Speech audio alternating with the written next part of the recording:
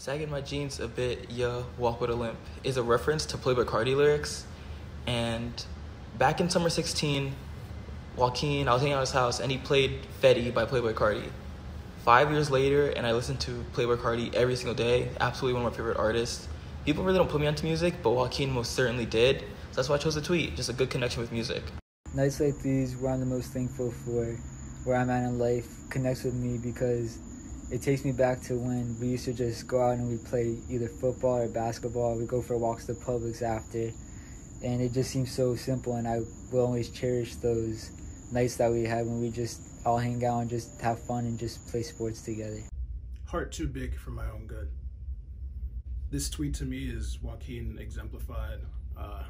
He did love hard. He was always looking out for his friends. He never had a bad thing to say about anyone. And as you can see with the number of people only having nice things to say about Joaquin, I think that was reciprocated.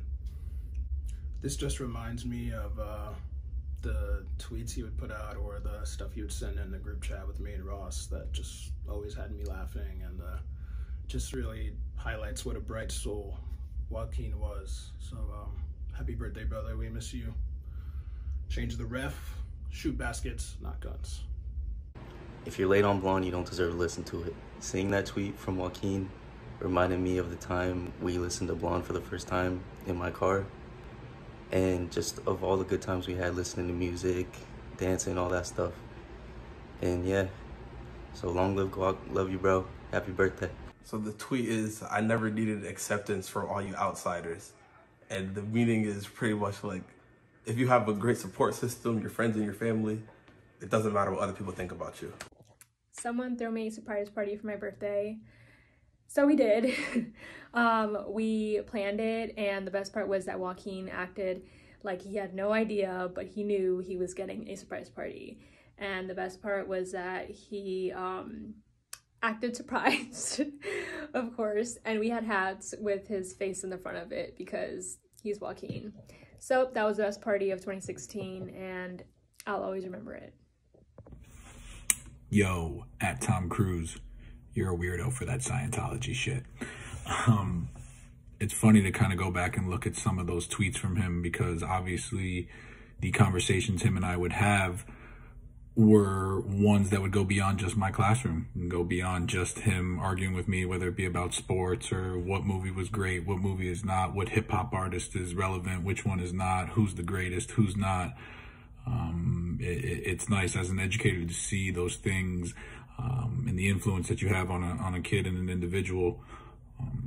You know, I am very, very blessed and happy to say that I am a human being who had the ability to hold on to memories and create those with an individual like Joaquin. My mind is both my greatest ally and most fierce enemy. I really like this tweet because it really relates to a lot about some of the conversations me and Joaquin used to talk about. And whenever we were stuck on something such as school or sports, we would never quit, and we put our mind to it no matter what.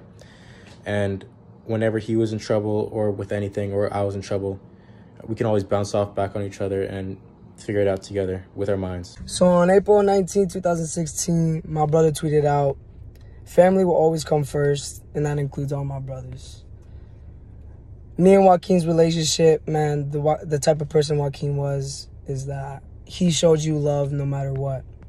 This man's energy, this man's whole persona was that he just loved you no matter what. If you were important to him, if you were his brother, if you were his friend, if you were his girlfriend, if you were his family, he would literally do whatever it takes. He would do whatever. He would do anything for you. And that's one thing that he taught me, and that's why I love him so much.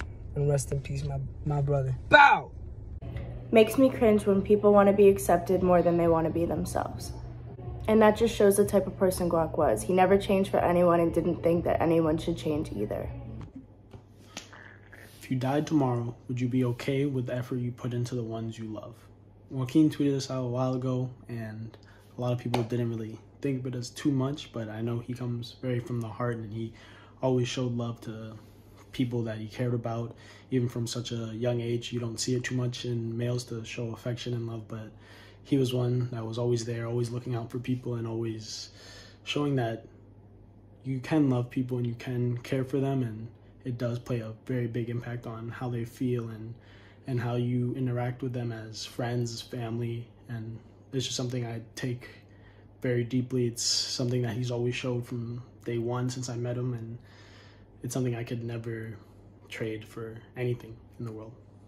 If you make an Eminem joke about my hair, I guarantee nobody's feelings are getting hurt. I'm gonna just fuck around and laugh with you. So basically, me and Joaquin famously bleached our hair my senior year, his junior year. We did it partially because of the album Blonde by Frank Ocean, which we liked a lot, but we also did it just to like stand out and be different, and just like be individuals. And I think this tweet really showed how mature he was becoming. I really thought that I saw him growing so much in his like junior year and senior year before he passed away. I thought he was like really becoming his own man, if you will, for lack of a better term. And I think this tweet was just showing, you know, how maybe a younger Joaquin probably would have wanted to start a fight or something, but we got a lot of Eminem jokes, me and him both, because of our bleached hair, and you know, he was ready to just laugh it off and be himself. I let so much shit go nowadays, just trying to live this peace and love lifestyle. Yep, that's very true. Very true, Joaquin, you were onto something there, because that's how I've been living my life ever since then. Because it's so true. I mean, there's no such thing as tomorrow. Tomorrow isn't guaranteed. All that's guaranteed is right now, what's present and what's happening in the moment. So there's no need to worry about the past or the future. All you got to worry about is just today and what's going on in your life right now. And I'll always embody that mindset. I much rather prefer living that way. And I'd like to thank Joaquin, my boy, my dog, for teaching me that. So my tweet is gonna be, who will survive in America? And the story behind it is really, me and Guac used to talk about politics a good amount, and you know, we would talk about suffering and you know how America is and the system and how there's no real justice system. And I think, you know, that was pretty indicative of who Joaquin was, you know, and the whole Change the Ref and everything we've done in his honor is, you know, just holding accountability, you know what I'm saying? Getting accountability, seeking justice, and, you know, wanting to improve and better as a society and as a people. All right, so my favorite tweet that Joaquin ever posted was, "I'm just an intense person. With everything I do things with passion because at the end of the day, everything will either hurt or help." Joaquin was so intense with everything, especially his love with his friends. Oh my gosh, he loved so intensely. He made everyone know in his life that he loved them, and it definitely helped. It helped so much, and I still know that, and it helps me every day still. I appreciate what everyone does for me. I'm blessed to have friends that are there for me through everything. I thank y'all with all my heart. That's my cousin Joaquin. Grateful and caring every time. I love you. Guac, happy birthday. I got angels all around me. They keep me surrounded. You were absolutely right, Guac, when you tweeted this. You were always around people that loved you so very much, and we will always treasure you in our hearts. You are not an angel, keeping an eye on us, making sure we become better people, and for that reason, you will always be an inspiration to all of us. I love you so very much, and I miss you more and more every day. Happy birthday, my sweet boy. Man has sent out into the world, but the tweet that really resonated with me was Joaquin's tweet where he said, "Put your masculinity to the side and watch 500 Days of Summer," just because, just in my experience with him, like anybody who's a friend of Joaquin knows he doesn't care about the whole masculinity, feminine, like he's just gonna be himself and that's it, and that's all that matters. There's a video out there, if you've definitely seen it before, where Joaquin's just singing his heart out to Shower by Becky G. It was me, Joaquin, Sam in the car, and like that video, you can just see the pure joy he had. He wasn't worried about his masculinity, his feminine side. Like he didn't care about any of that. He was just loving life and enjoying himself, and just how much he didn't care about the opinion of others. Just like that's something that always resonated with me. And he's like that part about him. Just like it helped me become a better person, and just tune out everybody else and just do what you want to do. So Love you, brother. Miss you. Happy birthday. Love people, man. Nothing to it. Just love those around you. It will really make that much of a difference in yours or anyone's life. Joaquin was a very caring person.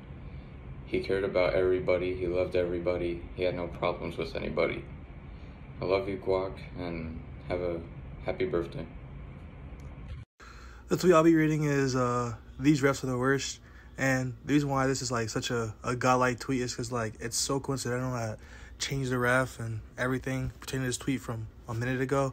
And it's just funny because he'd always yell at the ref when he was calling awful calls in the game. And it's just such a Joaquin tweet, and I love it.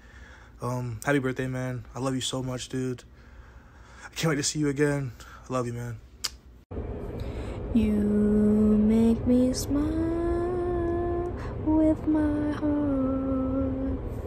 It's a lyric from the great Ella Fitzgerald, My Funny Valentine, as well as Kanye West's song Addiction. This makes me think of Joaquin's love for Kanye, but more than that, way more than that, it brings me that feeling again of having a song dedicated to me by him. He had sent me My Funny Valentine, and he had to make sure that I listened to it in full and that I read the lyrics, because it sounds like it is a love song for sure, but it's basically making fun of your loved one. He was just being goofy. He's like, did you hear all of it though? Did you hear all of it? It was always a very special thing to have a song sent to you by him, because you can feel just the authenticity in it and pouring his heart out on the table. And I'm sure there's a handful of people who can pinpoint that feeling from him, because it wasn't just me.